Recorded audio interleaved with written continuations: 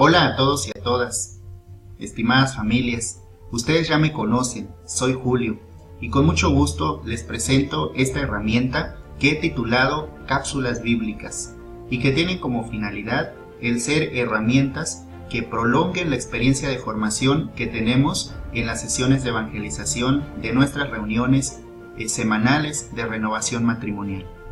Lo que se pretende es que a través de estas capsulitas bíblicas podamos nosotros ir tocando un tema, un punto, algún elemento imprescindible para la comprensión de la Biblia, de la Sagrada Escritura, y que podamos tenerlo a la mano, cerca de nosotros para cualquier consulta, para poder divulgarlo, y que esto mismo nos permita llegar a nuestra reunión semanal y poder compartir o plantear nuestras dudas. Trataré de que semanalmente vamos a generar una cápsula bíblica tocando un tema sencillo, un tema que sea posible asimilarlo, comprenderlo, retenerlo, y que se abre la posibilidad de que cuando estemos en sesión de evangelización podamos profundizar o podamos consultar las dudas y así aprender más. Así pues, les presento ahora la primera cápsula bíblica, en la cual vamos a tomar un tema muy interesante referente a las traducciones de la Biblia, cómo fue escrita en su idioma original y cómo fue pasando por diversas lenguas hasta llegar a las traducciones que hoy tenemos. Espero que lo disfruten y por supuesto que esto va a explicar el por qué existen tantas versiones de la Biblia, tema que vamos a tocar en nuestra siguiente cápsula litúrgica. Disfrútenlo y nos vemos pronto. Vamos a empezar pues con nuestra primera cápsula bíblica, las lenguas de la Biblia. Lo primero que debemos saber es el origen etimológico de la palabra Biblia. Esta proviene del griego biblión, que significa rollo, papiro o libro. Incluso hay una expresión griega que aquí estamos poniendo, que es ta biblia ta agia, que significa los libros sagrados o las sagradas escrituras, como le decimos también hoy. La Biblia no es un solo libro, es una colección o recopilación de textos o libros escritos por hombres que por inspiración divina nos dan a conocer el mensaje de fe, el mensaje divino, el mensaje de Dios. Entonces en la Biblia vamos a encontrar la historia de la fe, la historia de la revelación de un pueblo que escucha la palabra de Dios. Ustedes se preguntarán por qué hay tantas versiones de la Biblia. Pues bien, vamos a tratar de responder esto de acuerdo a un seguimiento histórico de cómo se escribió la Biblia y cómo fue evolucionando en las diferentes traducciones. Vamos pues al origen. Aquí tenemos las lenguas en que se escribió la Biblia. Originalmente la Biblia se escribió en 3 lenguas, en hebreo, en arameo y en griego. Aquí en esta pantallita podemos ver ¿qué se escribió en qué lengua? En hebreo se escribió la mayor parte del Antiguo Testamento. En arameo se escribieron Tobías, Judith, fragmentos de Esdras, Daniel, Jeremías y del Génesis. Y también se escribió el original del Evangelio de San Mateo. Por su parte, en griego, cuando proliferó el griego en la época histórica del imperio, se escribió el libro de la sabiduría, el segundo de los Macabeos, el eclesiástico, partes de los libros de Esther y de Daniel, y el Nuevo Testamento, excepto San Mateo, que como dijimos, se escribió en arameo. Bueno, ¿qué pasó con estas lenguas? Originalmente teníamos estas 3 lenguas que constituían los libros sagrados. 300 años antes de que Jesús naciera, resulta que se reunieron algunos eruditos judíos para traducir las escrituras hebreas al griego. Esta traducción es muy importante porque fue la primera que se tradujo de su fuente original a otra lengua que no fuera esa. Incluso se homologa la lengua de la Sagrada Escritura. Esta traducción se llama la Septuaginta griega o también se le llama la traducción de los 70. Como les decía, es la primera traducción de la ley mosaica, del Pentateuco y de los profetas. Acuérdense que aquí todavía no existía el Nuevo Testamento porque estamos hablando de 300 años antes de que Jesús naciera. Entonces tenemos 3 bloques de libros, la ley, el Pentateuco y los profetas, que estaban en distintos idiomas, en hebreo y en arameo, y pasan al griego. El hebreo era considerada una lengua sagrada por los fieles judíos. Entonces, esta traducción es muy importante. ¿Por qué hicieron esta traducción? Bueno, la idea era ayudar a muchos judíos que en esa época hablaban griego, en vez de hebreo, a permanecer cerca de los textos sagrados. Entonces aquí tenemos una primera traducción del original hebreo al griego. Posteriormente viene una segunda traducción. Ahora vamos a tomar del griego y la vamos a pasar al latín. Hace unos momentos les comentaba que cuando proliferó el griego era porque asimismo proliferó el imperio de Grecia, de Alejandro. Ahora está proliferando el latín porque el imperio romano está en su esplendor históricamente. La mayoría de los que conforman el imperio, de los pueblos que conforman el imperio, hablan el latín como una segunda lengua después de su lengua madre. Entonces, de la versión griega que ya conocimos, de la Septuaginta, se traducen ahora al latín. Cabe mencionar que primero se empezaron a traducir pequeños fragmentos, luego textos completos de libros, y a estas diferentes versiones le vamos a llamar Vetus Latina. Sin embargo, en el año 382, ahora sí, después de Cristo, el Papa San Dámaso I le solicita a San Jerónimo, seguramente ustedes han escuchado hablar de San Jerónimo, el Papa le solicita a él organizar las varias versiones del latín que ya existían de la Biblia en una sola traducción. Es decir, esta única traducción le vamos a llamar Vulgata Latina. La idea era corregir algunas malas traducciones, errores, adiciones y omisiones injustificadas.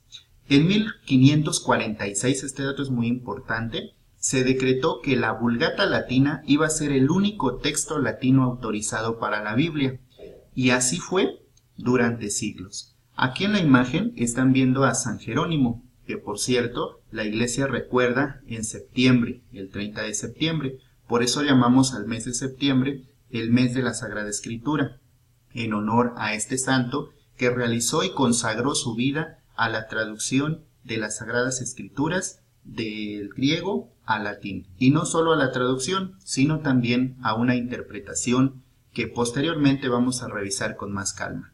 Entonces hasta ahorita tenemos ya dos traducciones, del original al griego, la Septuaginta, y del griego al latín, la Vulgata Latina.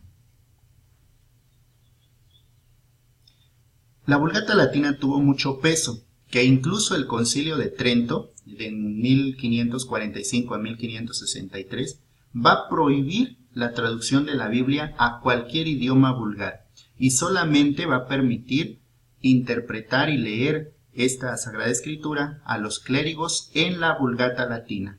Esta prohibición es muy importante porque seguramente algunos de nosotros hemos escuchado que nuestros abuelos decían que antes no se podía tener una Biblia en casa, y aunque se tuviera, no se entendía porque estaba en latín. Bueno, resulta que también existió un índice de libros prohibidos por parte de Pablo IV, y de Pío IV en 1564. Se impide la impresión y que las Biblias puedan tenerse en un lugar o por una persona que no fuera clérigo, si no fuese con un permiso especial. Sin embargo, alrededor de 1520, 21, 22, surge en la historia lo que conocemos como la Reforma Protestante, el movimiento de la Reforma de la Iglesia. Lutero, a quien tenemos en esta imagen y que seguramente ustedes han escuchado hablar de él, entre muchas cosas que hizo, retomó la idea de llevar la Biblia a la lengua del pueblo. Y él decía, bueno, ahora el pueblo ya no habla latín, ahora el pueblo habla alemán, francés, inglés, español. Entonces, en 1522, él elabora una versión alemana traducida e impresa en su exilio del Antiguo Testamento que imprimió y publicó en 1534. Esta traducción fue pensada para que llegara a toda la población que hablaba alemán. Fue la primera traducción de la Biblia del latín a una lengua vernácula en su totalidad y de manera oficial. Sin embargo, pues no todo estuvo detenido, hubo algunos avances. Aquí, por ejemplo, tenemos al Papa Benedicto XIV, quien en 1757 va a permitir de manera general las ediciones en lengua vulgar traducidas a partir de la Vulgata latina. Esa iba a ser la fuente, pero siempre y cuando fueran aprobadas por las autoridades competentes y tuviesen notas de los santos padres y exégetas católicos en los lugares de difícil comprensión. También Fray Luis de León en España tradujo el Cantar de los Cantares en 1570. Sin embargo, su divulgación, pues le costó que a él lo encarcelaran por 5 años. Una traducción íntegra de la Biblia al español la tenemos en 1793 con Felipe Sío de San Miguel y en 1825 con una traducción del obispo de Astorga, Félix Torres Amat. Estas versiones van a ser las únicas en español existentes hasta el año de 1940.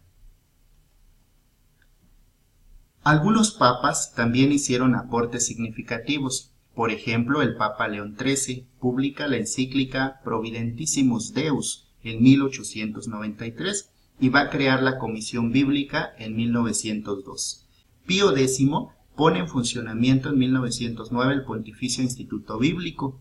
Benedicto XV en 1920 en una encíclica llamada Spiritus Paráclitos celebra el 15º centenario de la muerte de San Jerónimo, y finalmente Pío XII con la Divino Aflante Spiritu va a dar el espaldarazo definitivo a esta corriente renovadora. Ya estamos en 1943 y que se va a consolidar en el Concilio Vaticano II.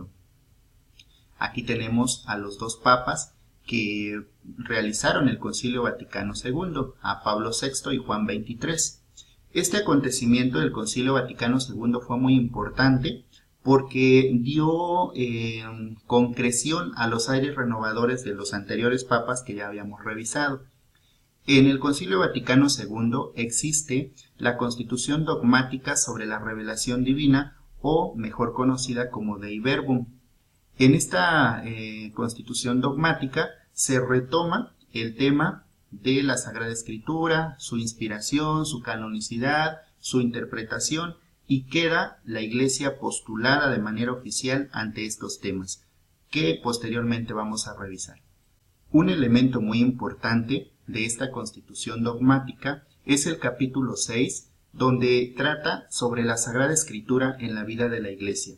Ojalá y puedan leer la Constitución Dogmática, y si no, por lo menos este capítulo 6. En estos 6 números se van a dar algunas orientaciones para hacer que todo este movimiento bíblico que ya se venía gestando desde antes alcance a toda la Iglesia y a todos los ámbitos de esta. Esta Constitución es de suma importancia.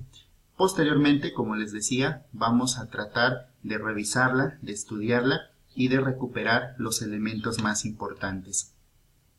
Entonces, ¿cómo nos llega hoy la Sagrada Escritura? Hemos revisado de manera breve todo este periodo de traducciones, de avances y de retrocesos o de estancamientos en la divulgación y el conocimiento de la Sagrada Escritura.